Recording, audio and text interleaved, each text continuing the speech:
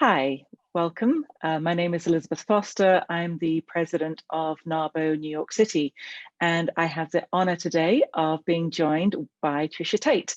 She's here with me today, and we're just going to have a conversation just to introduce you to her and let you know a little bit about what she does. Tricia's actually one of our premier members, and we also have the honor of serving on the board together. She's our treasurer. So welcome, Tricia. Thank you so much for joining us today. Thank you, Elizabeth, for having this platform for us. So tell us a little bit about what you do. So I am principal and CEO of The Art of Money Matters, which is an outsourced accounting and CFO services company. We help business owners, particularly women entrepreneurs, make critical business decisions with confidence so they feel a sense of control in their business. I think that's really critical to a lot of people, especially now in an economic downturn. So that's the kind of work that we do. That's fantastic. And I really love it. Yeah, I know you do. You're an amazing numbers lady. So tell us what really inspired you to do what you do now. Well, so interesting. Usually people start a business because they couldn't find a thing or because they had a very deep situation happen and their business was born out of that. I have been a finance professional for the past 20 years. I'm a self-proclaimed math nerd. And so math, of course, translated into business. But where I got this sort of knack for financial awareness and financial management is that, my family, my mom, my grandmother even really instilled a strong financial sensibility in me and financial literacy very early on. So, I was managing a checkbook and a bank account at 13, and I had a credit card at 18, and I started my 401k at 21. And once I started having these kind of conversations with a lot of adults, sort of coaching and doing financial literacy workshops, whether on the personal side and now on the business side, I realized that a lot of the things that I just know and that I just get, people are really afraid to approach and talk about and deal with. And some people feel that they need to have an MBA or a business school degree in order to handle their financials, their business financials, personal or business financials.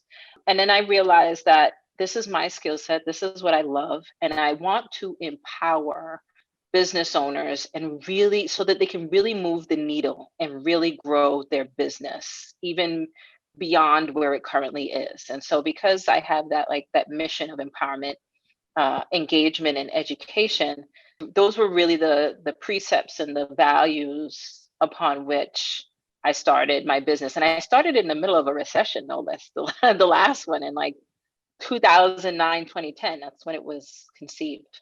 Wow, that's incredible. And I totally get what you mean about sometimes people are afraid. And I think I hear that a lot in certainly in NAWBO, that a lot of people, women, numbers are not their best friend. And what I'm hearing you say is that actually numbers kind of not exactly your best friend, but you're really comfortable with them. It's something that's really you're very passionate about. Yeah, I am very impressed. One of my sort of most rewarding moments in working with a client was I was working with a high-end rug manufacturer. It was a family business. So they were very lucrative. They'd been around for about 12, 13 years, and they were eco-friendly manufacturers. And the owner was a very creative guy. He was just not into numbers at all. And I remember on a weekly basis, I used to print out this report to tell him where he stood in terms of cash flow, what he owed, what was outstanding. And he knew all his clients really closely. They had been clients for years. And at first, he didn't really care about this document. And every Friday I'd produce it and I'd walk him through it. But then after a while, after a couple months, actually, he was just don't forget to leave that document on Friday. He was don't forget to leave that piece of paper.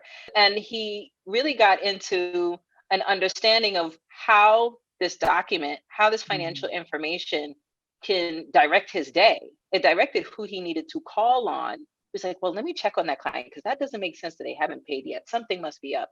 So it directed his actions on a regular basis. And so those are the moments that I live for, where I see an aha in a client, or they're more inspired, more engaged, they're able to make better decisions, they're able to invest their time and money wisely because they understood and they knew their numbers. That makes total sense because, and I can imagine, actually knowing numbers really supports a business going forward. So I love that.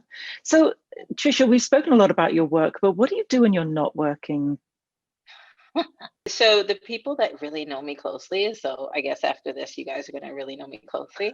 I have this left brain, right brain thing going on. So ever since I was a child, I love to dance and I love to perform. And those are the things that you do when you're a young girl and everybody sort of expects it. But it's really a passion that kind of never let me go. And I really indulged in it in my late 20s, early 30s. I auditioned for Broadway. I was on a Broadway tour. And I just, somewhere between going for my MBA at Duke and making the decision to go back to Wall Street, I took this 1 year opportunity to dance with a dance legend in North Carolina. And it reawakened and reinvigorated my passion for dance and the fact that I needed it in my life.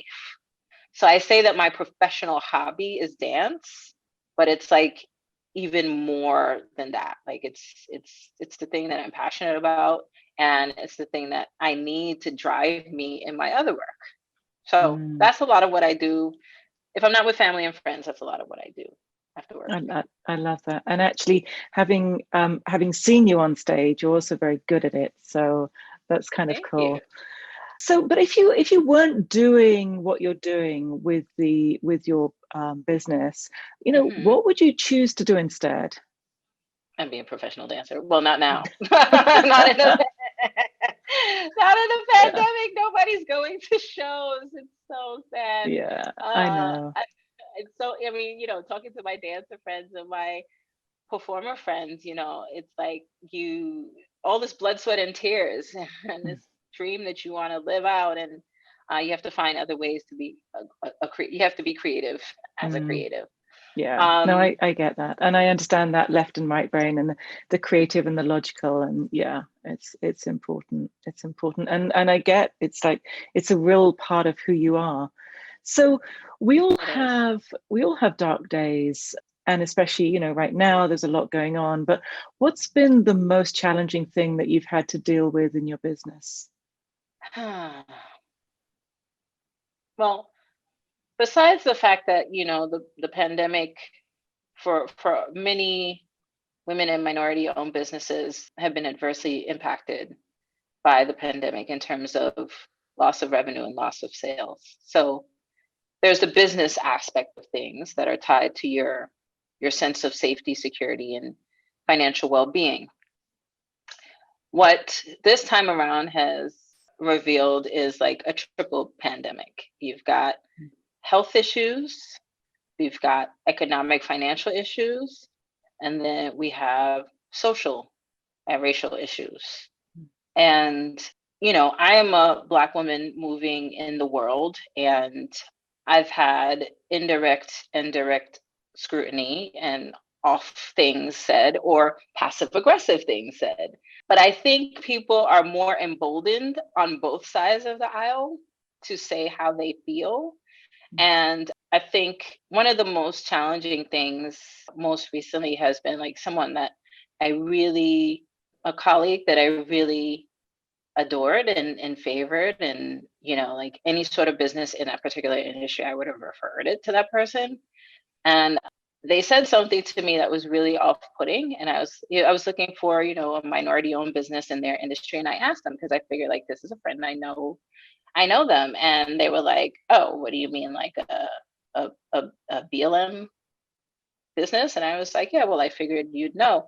And I guess out of their own personal struggle with their own business, they said something really inappropriate, and I was disappointed. At first, I wasn't even going to address it, but then I was like, I have to hold this person accountable for what they're saying and how they're comporting themselves with a referral partner and someone that cares about them as a human being. And so that was really disappointing.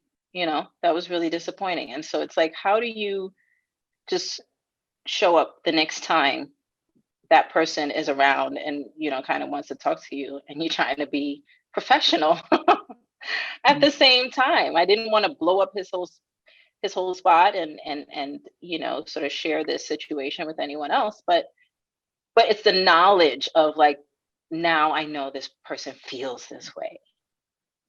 It's like, how do you continue to operate and engage in an atmosphere? I actually prefer that I know someone's heart and soul, but it's still awkward to operate professionally amongst people that don't have the same values, beliefs, and empathy and thoughtfulness that you do.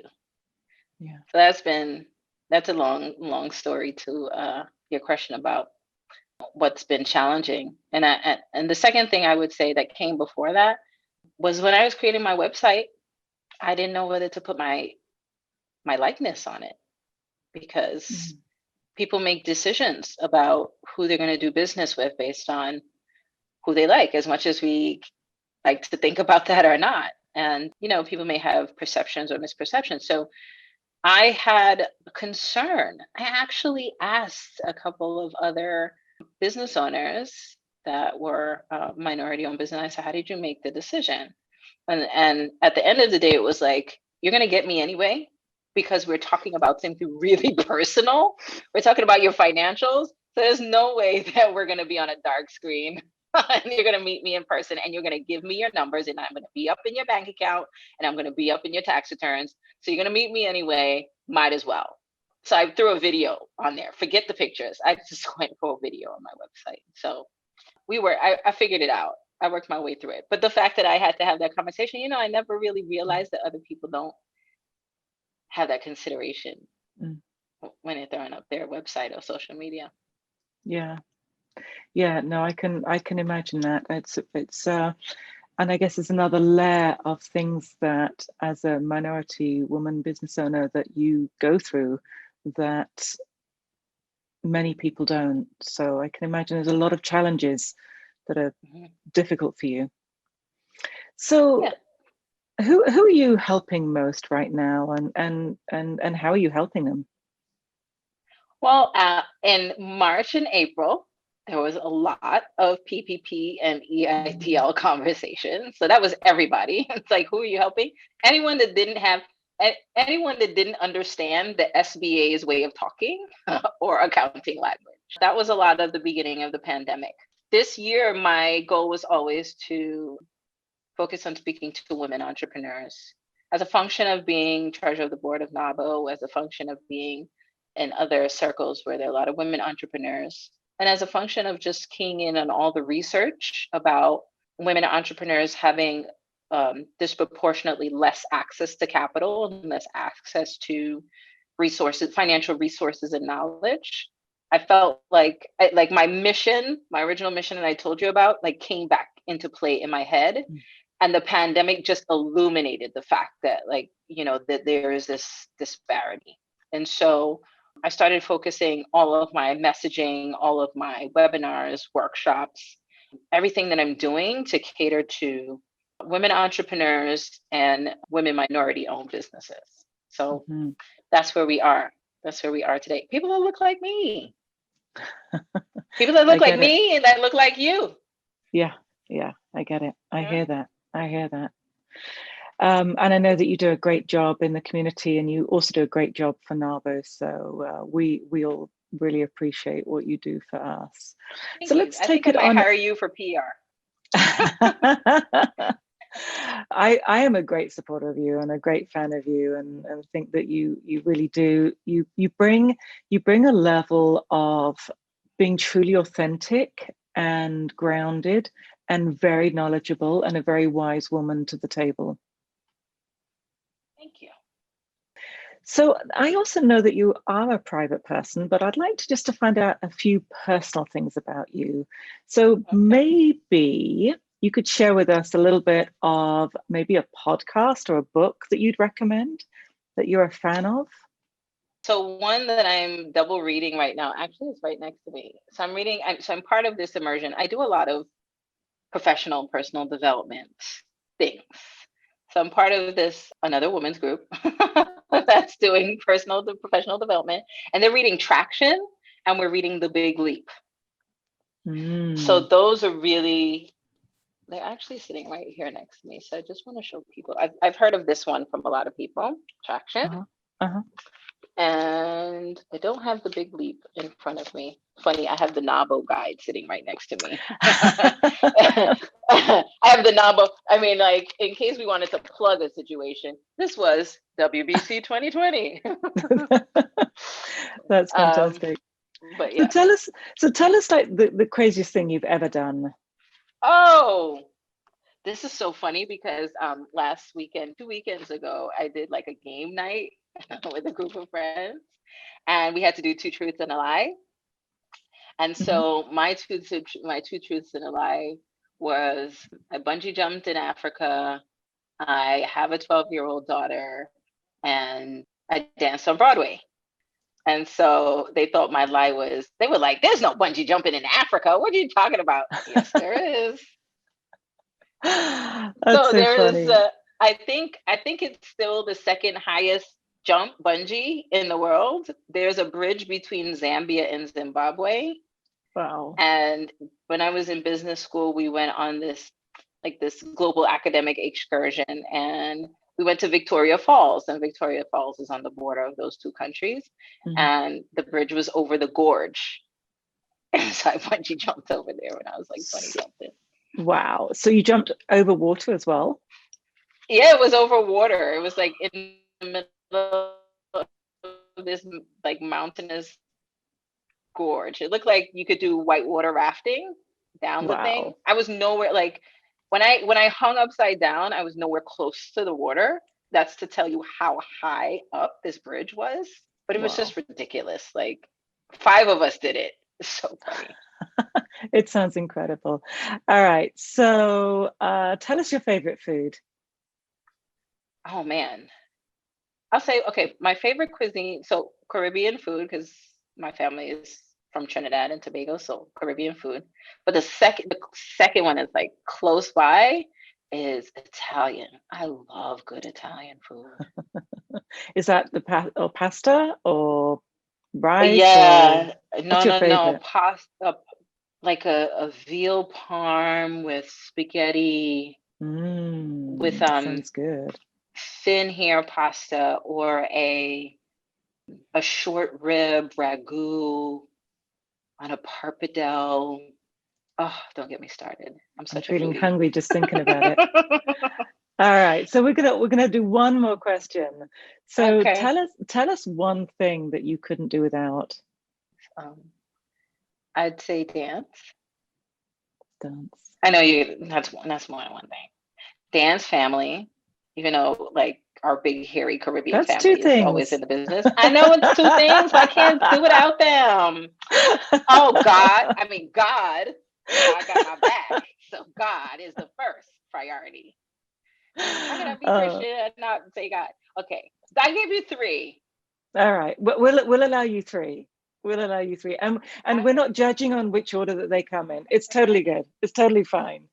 Yeah, I wasn't prepared for that question fully, but I mean, those are the 3 that came to mind. I was going to say like children's giggles, like, McDonald's fries. But I could do without those things. There we go. Tricia, thank you. Thank you so much for joining us today. I've so enjoyed talking with you, and I so enjoy serving with you on the board, and it's a joy to be connected with you. Thank you again. And I look forward to seeing this on the big screen. Yeah, thank you very much for the opportunity and the space. And if anyone wants to check me out, I'm on LinkedIn, I'm on Instagram, or artofmoneymatters.com. Thank you. Thank you so much.